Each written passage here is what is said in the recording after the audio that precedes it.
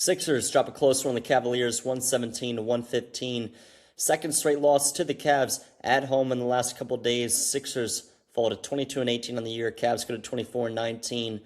This was a disappointing one. I was in attendance for this game. Went with my dad. We got some pretty good seats. It was an entertaining one. Close all the way through. Obviously came down to the final shot. But these are games the Sixers just have to finish off. And it's getting to them. It's a little frustrating. You can see in some of the post-game press conferences, Maxey has said it, Nick Nurse has said it, that they've let too many games like this slip away. And, I mentioned something with a couple guys earlier. The Sixers, if the game just ended with 4 minutes left in the fourth quarter, they would have, 8 more wins on the season. It's pretty unbelievable that they just failed to execute in the final 4 minutes of these games. And there's a lot that goes wrong. And there's some things to fix, but a lot of it just seems like it's not going to get fixed. And, I don't want to sound like one of those guys in Philly that are Philly fans that, are getting trigger happy with the blaming stuff on coaches for the offense not going right. But you got to start to question some of these play calls that Nick Nurse has dialed up in some of these clutch time possessions. Again, I was there for this. Again, pretty low, close to the court. Some pretty good damn seats. Right, and I see late with like a couple minutes left, there'll be possessions where there's just 4 guys all around the 3-point arc, and just one guy doing just dribble moves, and it's just not working out. And you pair that with a couple missed shots, a couple turnovers, and a couple Maxey flails and just like falling.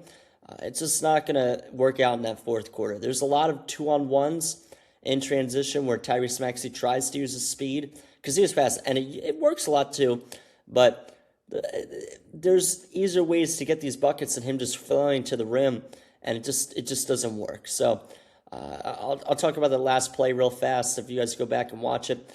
I don't necessarily understand the thinking behind just tucking up the half-court shot. First of all, Edgecombe was open. I know they didn't have a timeout left, so it was kind of just all on the fly. I know Maxey believes in his shot. I love that. He didn't have a great shooting night in this one. And, there's 4.8 seconds left on the clock when we go to inbound it.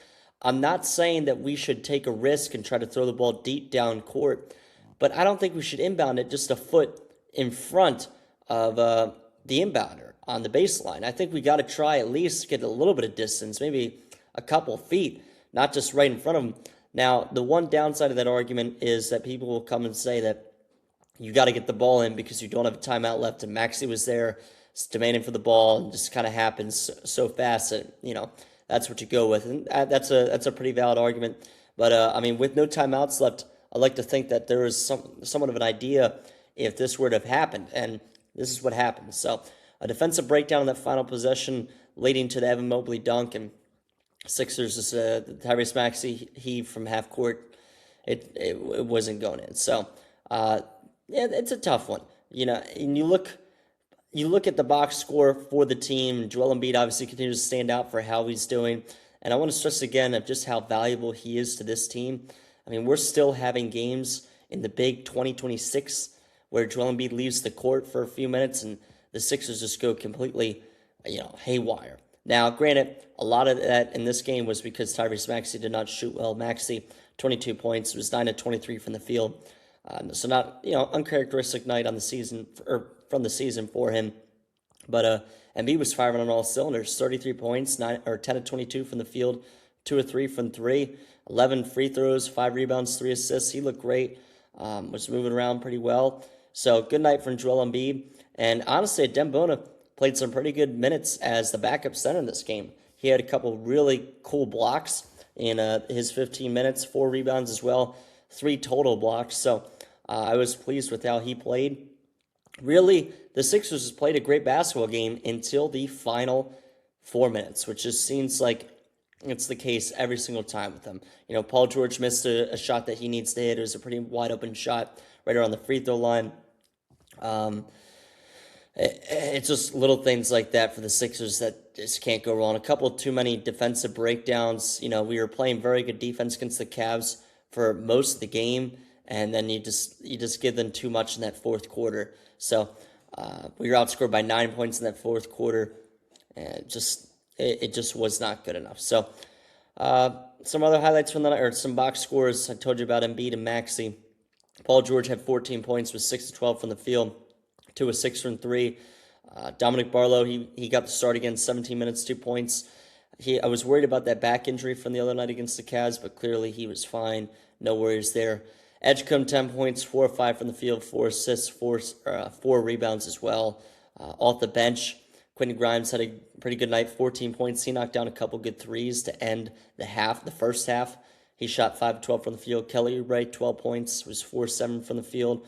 And Jabari Walker and Trendon Watford both got a few minutes, but nothing crazy from those guys.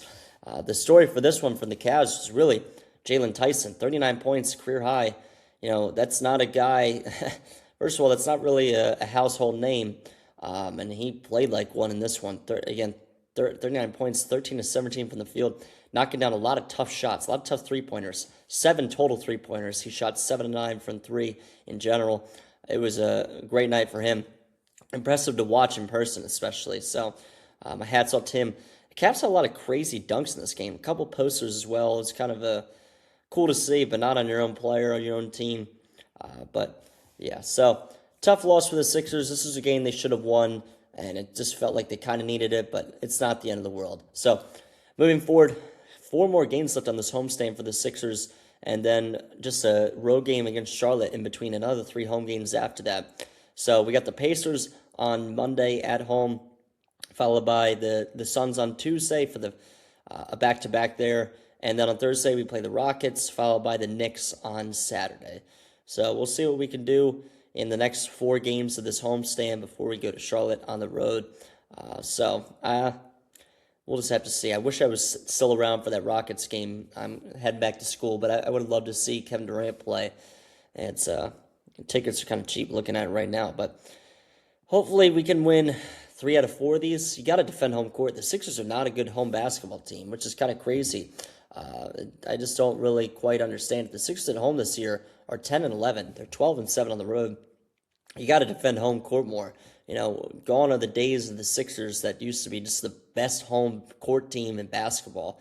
We have not really seen that this year at all. So right now they sit at the 7th seed, which would be the top playing spot, and they're Aikens back the 1 seed. That's not really what I'm looking at, though. They're 3.5 back of the number 2 seed, so that's still really much within reach.